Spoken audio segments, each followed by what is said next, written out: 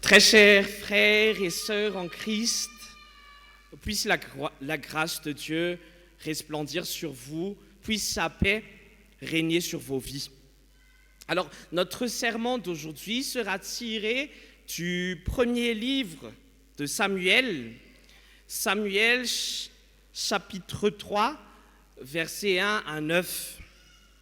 Alors, on l'a déjà expliqué durant le message pour les jeunes et pour les enfants.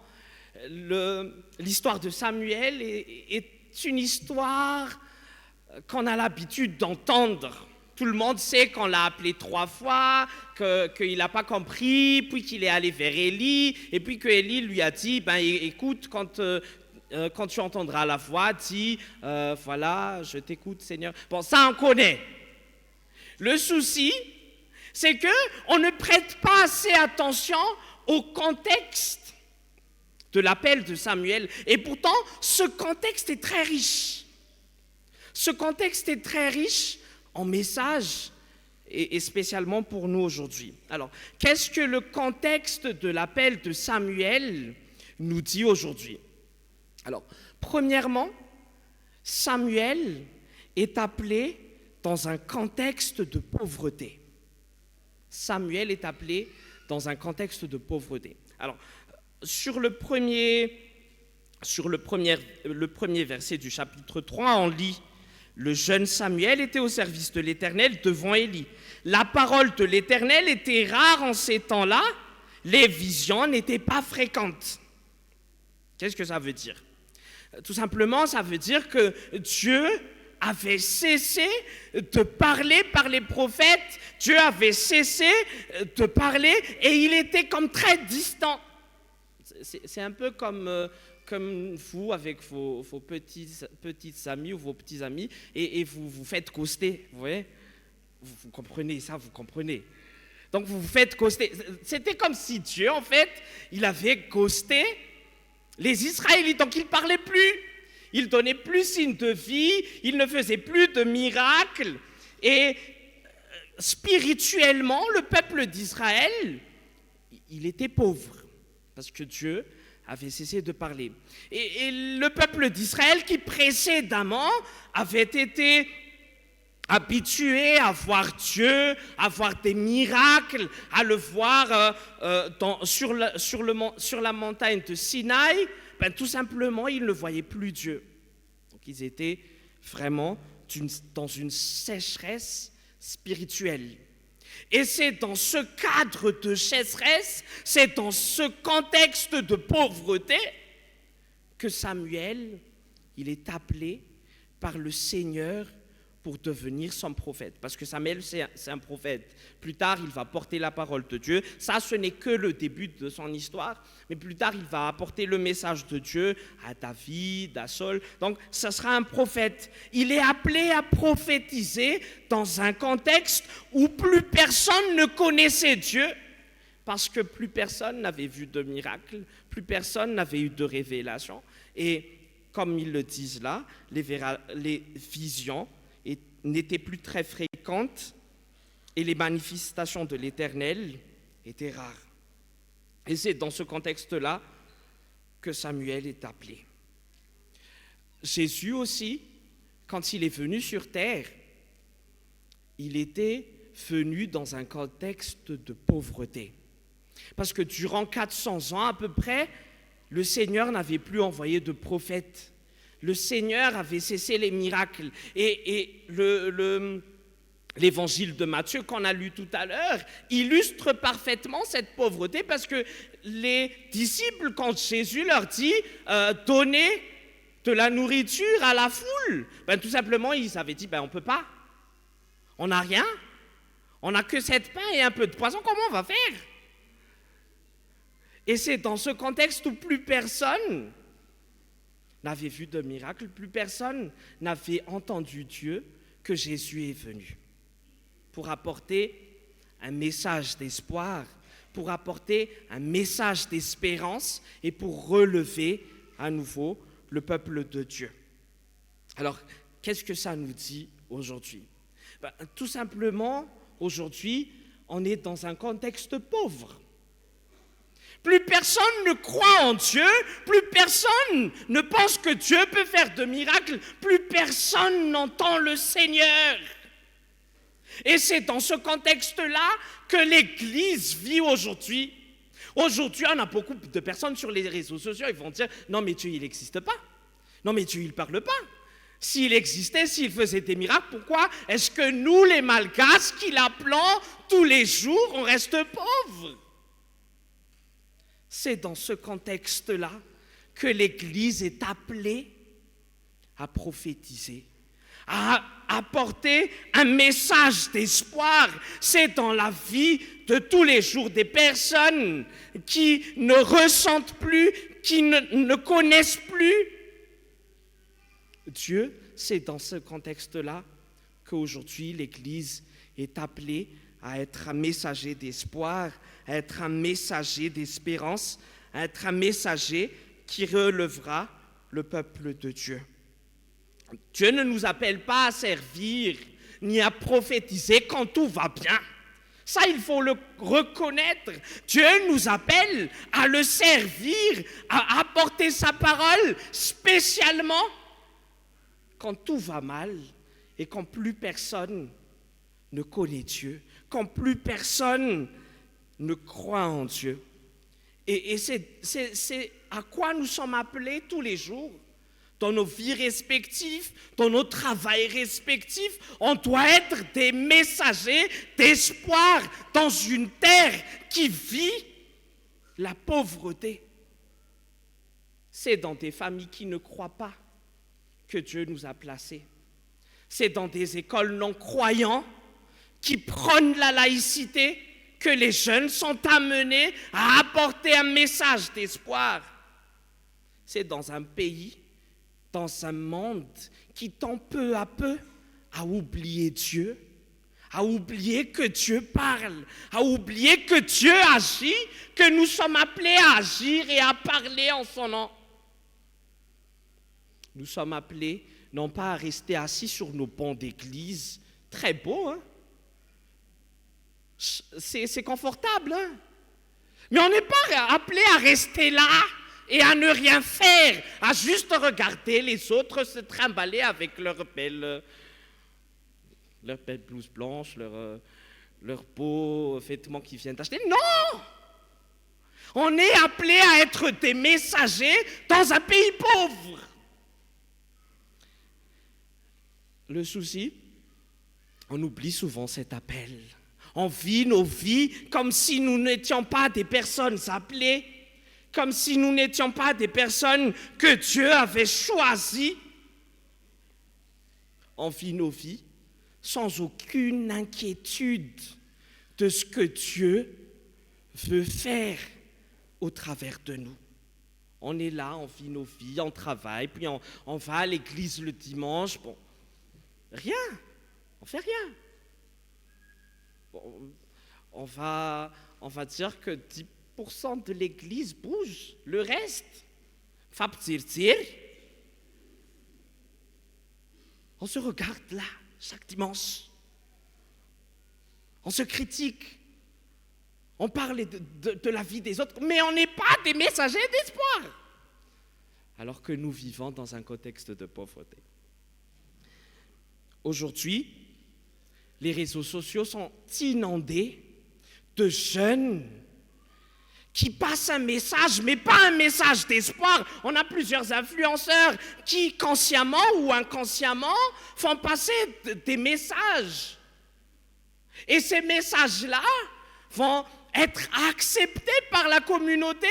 Et nous, en tant qu'Église, on n'influence pas assez pour couvrir. Je ne vais pas dire médiocrité parce que je ne sais pas si ça va être diffusé ou non. Mais ils ont des messages qui ne portent pas espoir, des messages qui sont concentrés sur la réalisation de soi, sur l'acceptation de soi-même avec le péché. Et nous, en tant qu'Église, on n'influence pas assez notre communauté.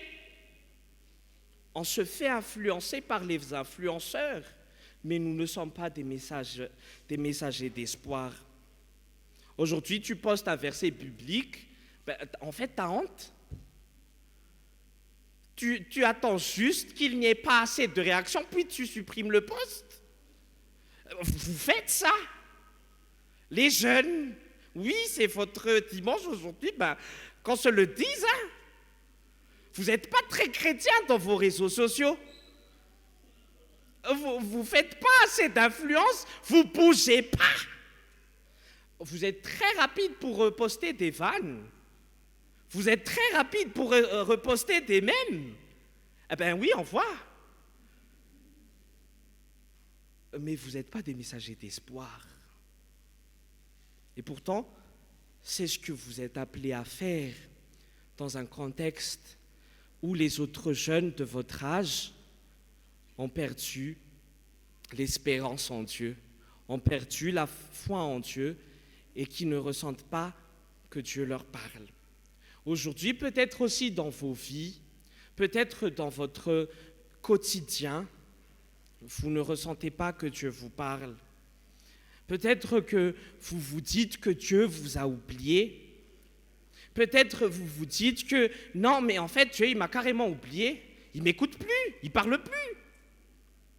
Peut-être que vous êtes pauvre spirituellement, que vous vivez dans une sécheresse et que vous attendez impatiemment la pluie spirituelle.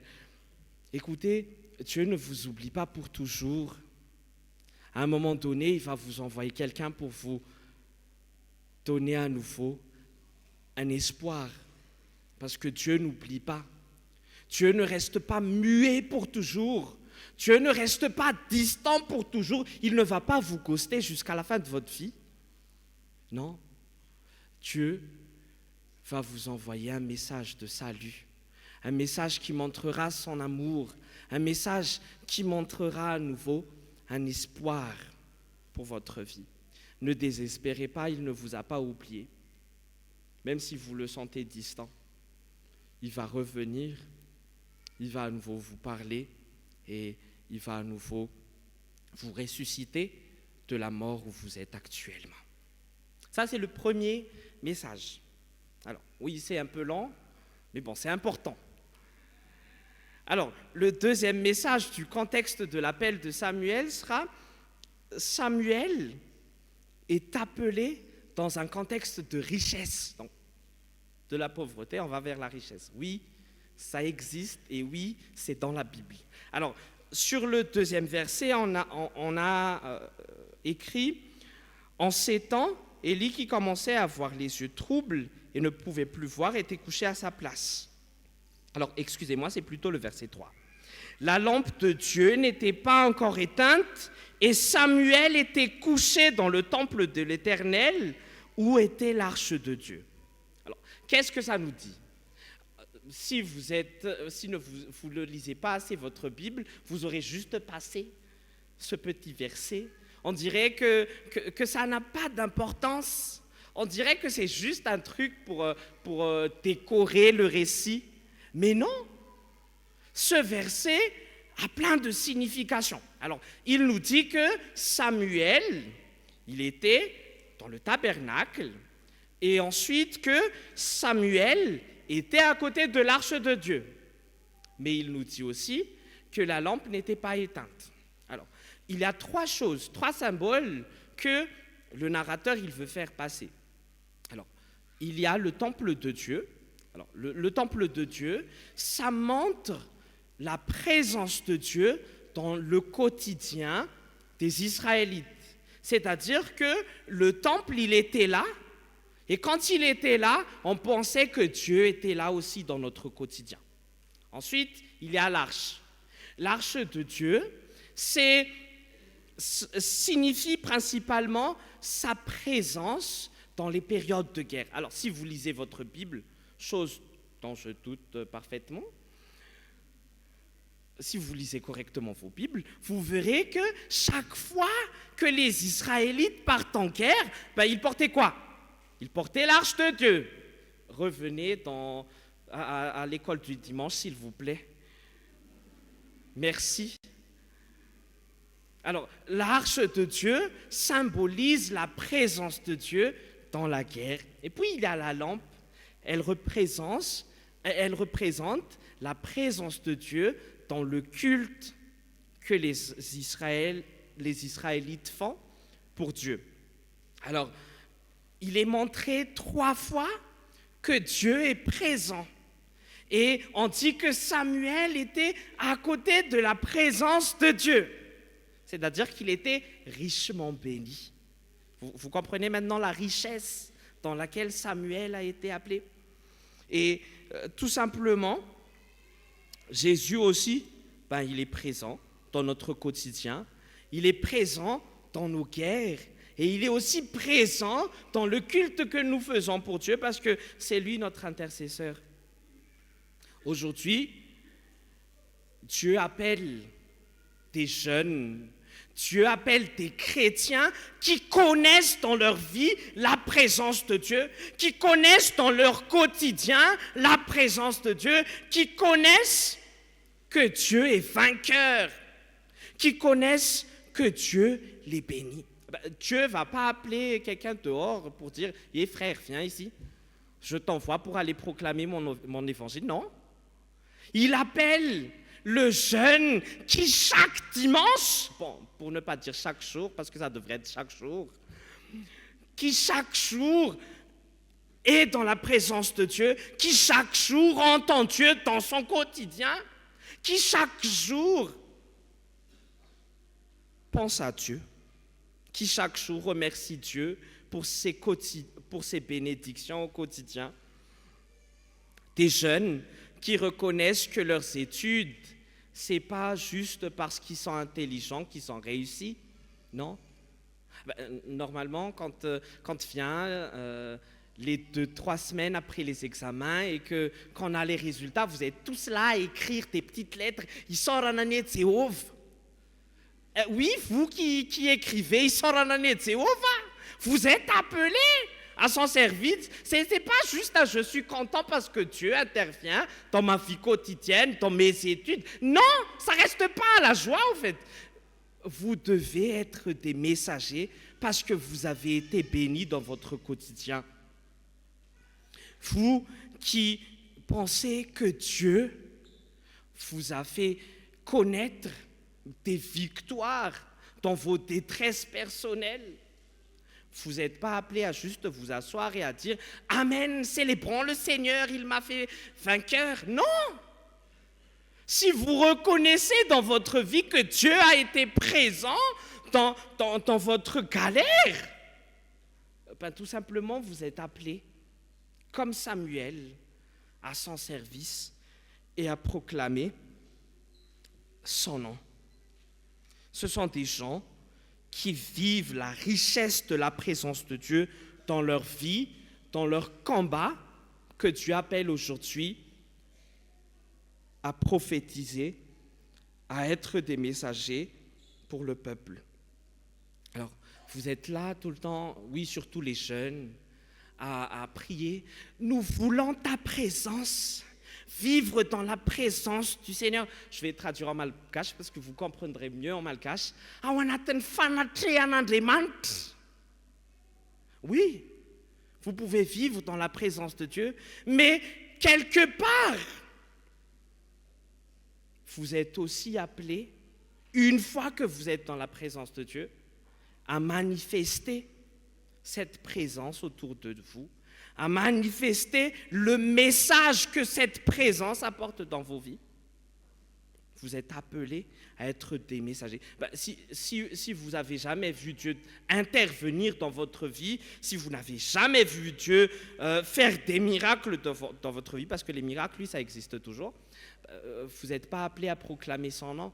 Mais une fois que vous expérimentez la bonté de Dieu, une fois que vous avez expérimenté la bonté de sa présence, vous êtes appelés aussi à aller parler de son nom et parler de sa gloire autour de vous.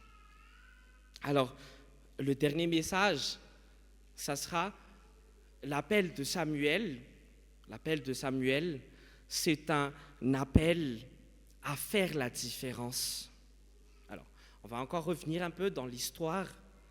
Alors, Samuel, il était un petit enfant que sa mère a dédié au service de l'Éternel. Mais bon, il y avait déjà d'autres personnes, Élie, qui étaient au service de l'Éternel.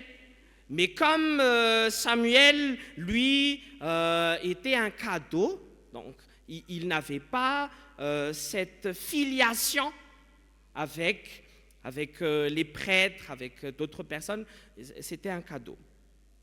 Le problème, c'était que, en fait, les gens qui étaient par filiation étaient prêtres, ils faisaient n'importe quoi.